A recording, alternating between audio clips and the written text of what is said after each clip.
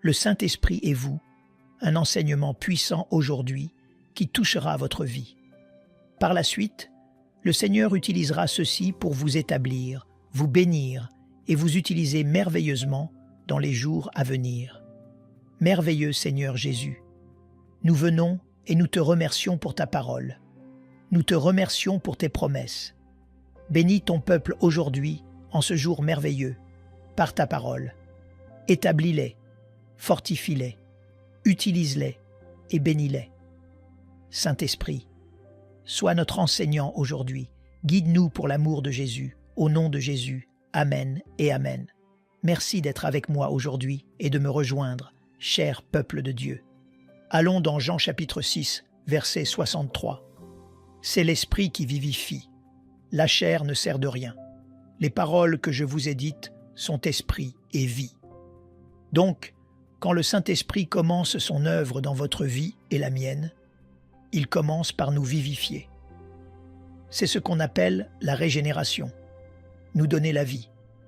Parce qu'avant d'être sauvé, notre esprit était mort et devait être vivifié avant l'expérience de la nouvelle naissance. La Bible dit, dans 2 Corinthiens chapitre 3, verset 6, beaucoup de chers amis peuvent même ne pas savoir cela, qu'avant même que la nouvelle naissance ait lieu dans votre vie et la mienne, le Saint-Esprit a dû vivifier notre esprit. Le verset 6 de 2 Corinthiens 3 dit « Il nous a aussi rendus capables d'être ministres d'une nouvelle alliance, non de la lettre, mais de l'esprit. Car la lettre tue, mais l'esprit vivifie. » Donc, premièrement, notre esprit a dû devenir vivant avant que la parole puisse venir et nous donner naissance. Deuxièmement, il y a la nouvelle naissance, et la nouvelle naissance est à nouveau l'œuvre du Saint-Esprit dans votre vie et la mienne. Jean 3, verset 5, nous dit « Jésus répondit, « En vérité, je te le dis, si un homme ne naît d'eau et d'esprit, il ne peut entrer dans le royaume de Dieu. » Ensuite, dans 1 Pierre, assurez-vous d'écrire toutes ces merveilleuses écritures. 1 Pierre, chapitre 1, verset 23, la parole de Dieu dit « Étant régénérés, non par une semence corruptible, mais par une semence incorruptible, par la parole vivante et permanente de Dieu. Je vous donne étape par étape l'œuvre du Saint-Esprit en vous. Premièrement, il nous régénère, il nous donne la vie. Deuxièmement, il amène sa parole dans nos cœurs, et nous sommes alors nés de nouveau. Il est écrit « Étant régénérés, non par une semence corruptible, mais incorruptible, par la parole de Dieu qui vit et demeure éternellement. » Donc, le Saint-Esprit nous vivifie, puis nous pouvons recevoir la parole pour naître de nouveau. Troisièmement, la Bible dit dans Romains chapitre 8, verset 16, comment il nous donne le témoignage que nous sommes sauvés. L'Esprit lui-même rend témoignage à notre esprit que nous sommes enfants de Dieu. Nous voyons donc maintenant le commencement de ce qui s'est passé quand vous et moi avons été sauvés, ce qui se passe quand quelqu'un est sauvé. Premièrement, nous sommes vivifiés. Deuxièmement, nous sommes régénérés par la parole de Dieu, nous naissons de nouveau par la parole de Dieu. Beaucoup de gens ne connaissent pas la différence, mais il y a une différence, car vous ne pouvez pas naître de nouveau avant que votre esprit ait été vivifié pour naître de nouveau. Et cela se produit avec la parole de Dieu, lorsque le monde entre dans nos cœurs. Maintenant, la Bible dit qu'il nous donne aussi le témoignage dans Romains 8, verset 16, que nous sommes enfants du Seigneur. Mais regardez aussi Galates 4, une magnifique portion ici, dans Galates 4. Dans Galates 4, versets 5 et 6, il est dit « Afin qu'il rachetât ceux qui étaient sous la loi, afin que nous reçussions l'adoption. Et parce que vous êtes fils, Dieu a envoyé dans nos cœurs l'esprit de son Fils, lequel crie « Abba, Père !» N'est-ce pas merveilleux? Maintenant, nous sommes en sécurité dans notre position dans la famille de Dieu. Il nous donne l'assurance du salut. Non seulement il nous donne le témoignage que nous appartenons au Seigneur, mais maintenant nous avons l'assurance que Dieu est notre Père céleste. Tout cela est l'œuvre du Saint-Esprit, et ce n'est que le commencement, juste le commencement de ce qu'il a commencé dans votre vie et la mienne. Pensez à ce que je vous donne. C'est si précieux que maintenant vous et moi pouvons crier « Abba, Père ». Nous sommes acceptés dans la famille, comme c'est beau. Et j'aime Romains 8, verset 15. Oh, il y a tant de choses dans la Bible sur le Saint-Esprit et son œuvre dans notre vie, car vous n'avez pas reçu un esprit de servitude pour être encore dans la crainte, mais vous avez reçu un esprit d'adoption par lequel nous crions « Abba, Père ». C'est tellement béni, si précieux. Aujourd'hui, je veux vous rappeler à nouveau la place importante qu'occupe le Saint-Esprit dans notre marche, dans notre foi, afin que nous puissions le reconnaître. Il est le Dieu Tout-Puissant. Il n'est pas le Dieu inconnu. Il est le Dieu connu. Nous le connaissons. Jésus a dit « Car vous le connaissez, il demeure avec vous. Il sera en vous. » Le Saint-Esprit béni, Dieu Tout-Puissant, qui est avec nous dans nos cœurs continuellement, marchant avec nous, nous réconfortant, nous guidant, nous enseignant, nous fortifiant, rendant Jésus plus réel pour nous que notre propre vie. Et c'est ce Saint-Esprit béni qui nous a donné cette assurance que nous appartenons au Seigneur, notre Père céleste. Mais maintenant, il dit autre chose dans 1 Corinthiens chapitre 6. Je veux que vous notiez toutes ces merveilleuses écritures. 1 Corinthiens 6, verset 19, il est dit « Ne savez-vous pas que votre corps est le temple du Saint-Esprit qui est en vous, que vous avez reçu de Dieu, et que vous ne vous appartenez point à vous-même? Maintenant, c'est lui qui habite en nous. Il ne peut donc pas habiter dans un esprit ou un cœur non régénéré. Il habite en nous maintenant parce qu'il est celui qui nous régénère, et maintenant nous sommes nés de nouveau. Il nous témoigne que nous sommes nés de nouveau. Et maintenant, il nous donne l'assurance que nous appartenons au Seigneur. Maintenant, il peut habiter en nous physiquement, dans notre corps. Nos corps deviennent le temple. Le temple n'est-il pas précieux du Saint-Esprit? Je pense que c'est l'une des écritures les plus étonnantes de toute la Bible, que votre corps, mon corps, soit sa demeure, son temple. Béni soit Jésus, je te remercie pour cela. À toi soit toute la louange, toute la gloire. Quels autres peuples peuvent dire cela? Quelles autres religions peuvent dire que Dieu habite en eux, en eux? Ils cherchent tous Dieu quelque part, mais nous, il est en nous. Il n'est pas loin de nous. Il est dans nos cœurs. C'est quelque chose que nous ne devons jamais oublier, que toute autre religion cherche Dieu quelque part. Pas vous, pas moi. Il est en nous. Nos corps physiques sont ce temple, et à lui soit toute la place, et c'est l'œuvre du Saint-Esprit. Parce qu'il est en nous, il est maintenant capable de faire ce que Romains 8, verset 13 dit. Suivez-moi ici, c'est si beau. Si vous vivez selon la chair, vous mourrez. Mais si par l'Esprit vous faites mourir les actions du corps, vous vivrez. La prochaine chose qui se produit maintenant, c'est qu'il commence à mettre à mort les actes de la chair. C'est seulement possible lorsque quelqu'un est rempli du Saint-Esprit. C'est seulement possible lorsque le Saint-Esprit est en nous. Vous savez, comment le Dieu Tout-Puissant peut-il faire mourir la chair et les actes de la chair s'il n'est pas en nous? Pensez-y, si un Dieu est loin de nous, il ne travaille pas dans une ville. Alors, mais pour que Dieu œuvre en nous et nous transforme à son image glorieuse, il doit être en nous. C'est la différence avec le christianisme. Ce n'est pas une religion, c'est une vie, c'est une relation, c'est une marche avec Dieu, lui en nous, Emmanuel, Dieu avec nous. Son nom est Emmanuel, Dieu avec nous. Alléluia!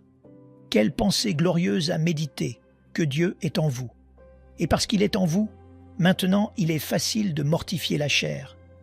Tout ce que nous avons à faire est de lui permettre de coopérer avec lui, de céder au Saint-Esprit, de ne pas lui résister, de le laisser faire son œuvre, car il est patient. Nous ne devons donc pas l'attrister, ni le rejeter, ni rejeter son œuvre.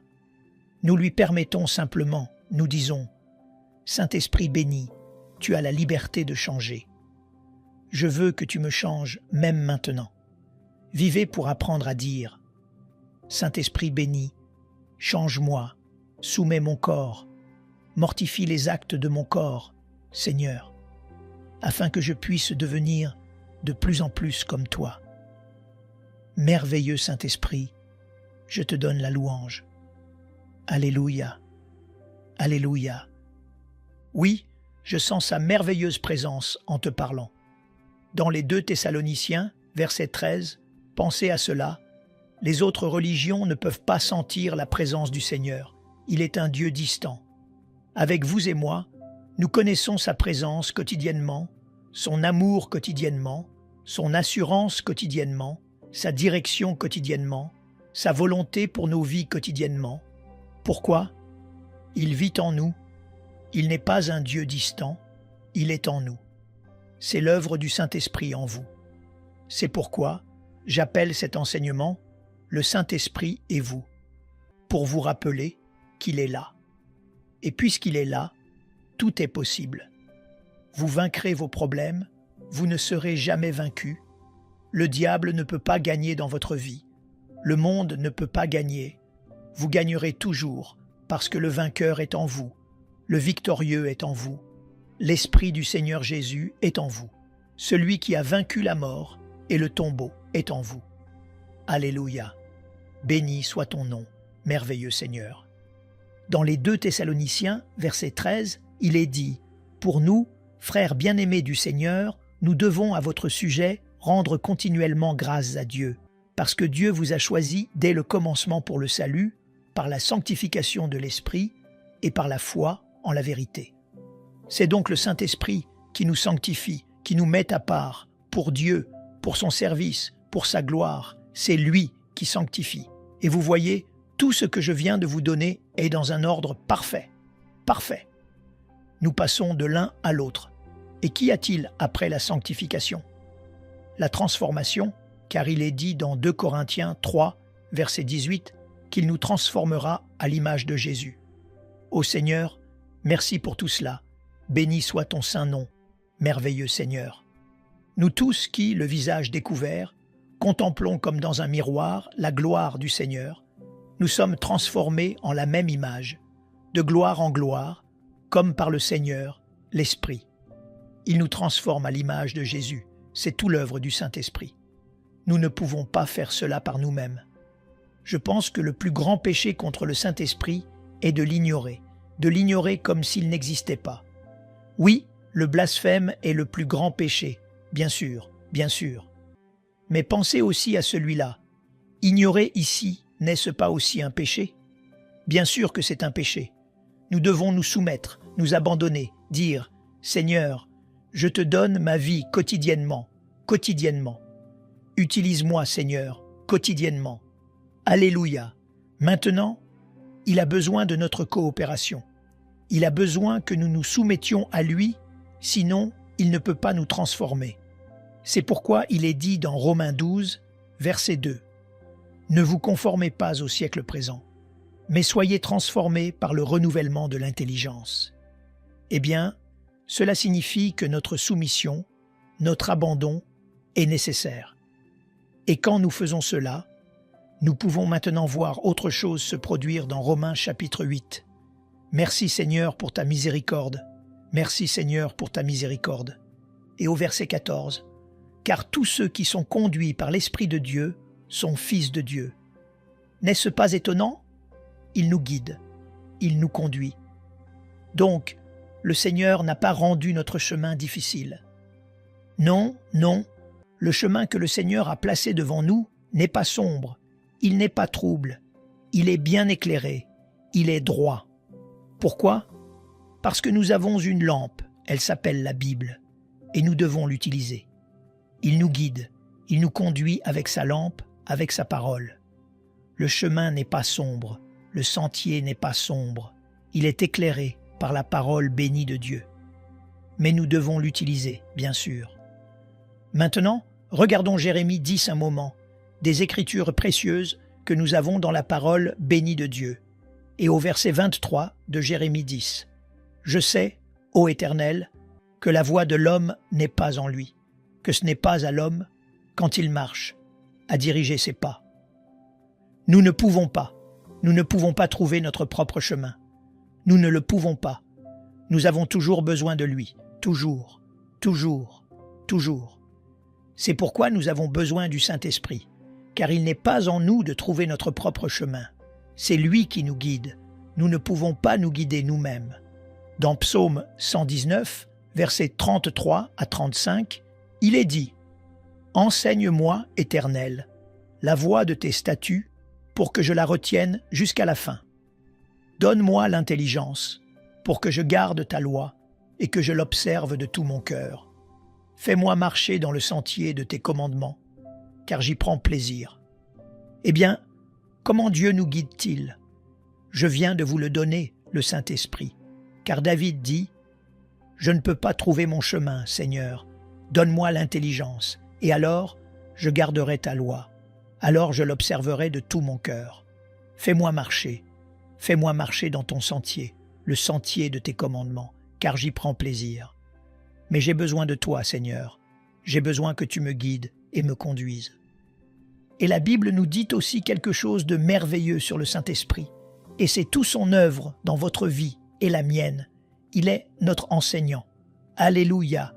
Néhémie 9, verset 20, il est dit « Tu leur donnas ton bon esprit pour les rendre sages. Tu ne refusas point ta manne à leur bouche, et tu leur fournis de l'eau pour leur soif. » Il est notre enseignant. Il nous enseigne continuellement par sa parole comment suivre le Seigneur, comment vivre la vie chrétienne, comment se soumettre au Seigneur. Jean 14, verset 26, est une autre belle portion que j'aime tant. « Mais le Consolateur, l'Esprit Saint, que le Père enverra en mon nom, vous enseignera toutes choses et vous rappellera tout ce que je vous ai dit. » Vous savez, je pense parfois à la façon dont les apôtres pouvaient se souvenir de ce que le Seigneur leur avait dit. Le Nouveau Testament a été écrit des années plus tard, après que le Seigneur soit monté au ciel, et pourtant ils se souvenaient de chaque parole. Pensez à cela, chaque parole, tout ce qu'il a fait, tout ce qu'il a dit. Comment? Parce qu'il a dit que le Saint-Esprit vous rappellera tout. Alléluia! Sans lui, nous sommes perdus. Donc, pour avoir une vie chrétienne triomphante, il est obligatoire que nous dépendions du Saint-Esprit pour nous révéler la vérité de la parole de Dieu. Car sans sa direction, ses instructions et sa supervision, nous échouerons. Et une dernière chose que je veux partager avec vous aujourd'hui, et nous continuerons demain sur ce bel enseignement, le Saint-Esprit et vous. Romains 8, verset 26. Et nous connaissons si bien cette écriture, mais je veux en parler aussi. De même aussi, l'Esprit nous aide dans notre faiblesse, car nous ne savons pas ce qu'il nous convient de demander dans nos prières. Mais l'Esprit lui-même intercède par des soupirs inexprimables. Il est donc notre intercesseur. L'Écriture révèle que vous et moi avons une grave infirmité. C'est notre incapacité à prier. Nous ne pouvons pas prier correctement. Nous avons tendance à prier contrairement à la volonté de Dieu. Ce n'est pas en nous de prier correctement. Nous prions toujours différemment, contrairement à ce que Dieu veut dans notre vie. Nous avons des difficultés à être honnêtes devant le Seigneur. Nous nous condamnons facilement dans la prière. Nous nous condamnons avant même d'entrer dans un monde de prière. C'est pourquoi nous avons besoin que le Saint-Esprit prie pour nous et à travers nous, avec des soupirs inexprimables, car nous ne pouvons pas prier. Je prie donc que le Seigneur vous permette de vous abandonner à lui. Je veux prier pour vous maintenant, que le Seigneur fasse cela dans votre vie, et puis nous continuerons. Il y a tellement plus de choses que je veux partager avec vous. Seigneur, je prie que tu permettes à chacun de s'abandonner à toi. Ô Saint-Esprit béni, sois notre guide, sois notre enseignant, sois notre force et notre réconfort. Merci Seigneur d'être là pour nous. Merci Seigneur d'habiter en nous. Transforme-nous, Saint-Esprit béni, à l'image de Jésus jour après jour. Purifie-nous et nettoie-nous, sanctifie-nous et utilise-nous pour l'amour de Jésus. Merci de rendre Jésus si réel dans nos vies. Béni soit ton nom pour eux. Merci, merveilleux Jésus, de nous avoir donné le Saint-Esprit. Où serions-nous sans toi, Seigneur, dans notre vie? À toi soit toute la louange. Et le peuple de Dieu a dit Amen, Amen et Amen. Assurez-vous de partager cet enseignement avec vos amis, car ce n'est ni par la puissance ni par la force, mais c'est par mon esprit, dit l'Éternel. Nous avons besoin du Saint-Esprit aujourd'hui plus que jamais dans les dangers qui nous entourent, comme nous avons besoin de lui pour être notre guide, notre force et notre réconfort. Nous aimerions vous donner l'opportunité de faire de Jésus le Seigneur de votre vie. Voulez-vous bien prier avec moi? Dites Seigneur Jésus, je me repens de mes péchés. Viens dans mon cœur. Je fais de toi mon Seigneur et Sauveur. Et merci Seigneur pour le baptême du Saint-Esprit en moi. Dans le nom de Jésus. Par cette simple prière, nous croyons que le Saint-Esprit vous conduit sur le chemin de la nouvelle naissance. Allez dans une bonne église dont le fondement est la parole de Dieu, passez par les eaux du baptême et donnez à Dieu la première place. Nous espérons de tout cœur que ce message vous encouragera. Si vous connaissez quelqu'un qui puisse être encouragé, s'il vous plaît, envoyez-le lui pour nous aider à atteindre plus de gens et à propager l'Évangile. Édifions le corps de Christ ensemble. Appuyez sur la cloche des notifications et merci infiniment de nous soutenir en vous abonnant à notre chaîne. N'hésitez pas à laisser vos requêtes de prière dans la section des commentaires. Sachez que même si vous ne voyez pas de réponse à votre requête, que ce soit sur YouTube, email, Facebook ou sur Messenger, nous avons prié pour vous. Nous invitons humblement le corps de Christ à soutenir chaque requête en écrivant une prière dans la section commentaires. Tenez-vous ferme dans la foi avec nous pendant que nous prions. Que la grâce et la paix du Seigneur Jésus-Christ soient avec vous tous et qu'il vous bénisse merveilleusement.